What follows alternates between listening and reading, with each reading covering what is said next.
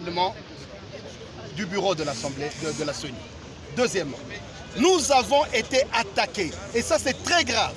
On a laissé entrer des personnes, des hommes armés, à l'intérieur de l'hémicycle, et qui ont touché même sur l'intégrité physique des députés du FCC.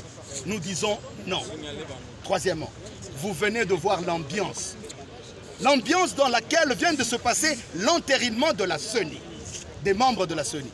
Est-ce cette ambiance que nous voulons pour les prochaines élections de 2023, où nos amis qui sont restés à l'intérieur sont en train de chanter, de jubiler, parce qu'ils ont pris des amis et des gens pour qui nous savons que la concussion, la corruption et d'autres actes d'autres actes immoraux plutôt, ont été posés pour qu'ils soient investis. Nous disons non. Nous disons non et nous ne pouvons pas continuer à cautionner pareil comportement.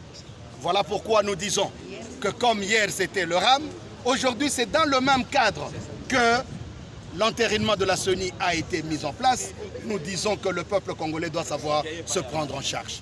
Je termine en disant que l'année passée, en juillet, parce que le FCC l'a rappelé, les confessions religieuses avaient choisi Ronsard Malonda et que l'Église catholique qui a la présidence des confessions religieuses ainsi que l'Église protestante qui en a la vice-présidence n'avaient pas signé. Le président de la République avait écrit.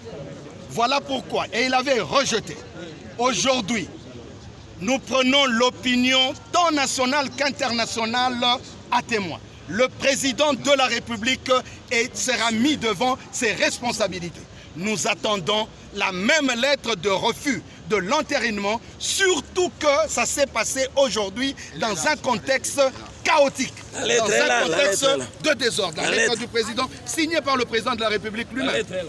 Elle est là. La signature. Voilà. La lettre est là. Ronsard Malonda, c'est pire que ce qui vient de se passer aujourd'hui. Parce que la concussion, parce que la corruption, les intimidations, la pression. Et nous voulons ajouter, et je vais terminer par là, tout ce scénario que nous venons de vivre s'est passé au moment où sont réunis à l'hôtel du Fleuve la commission paritaire qui vient de rendre son rapport.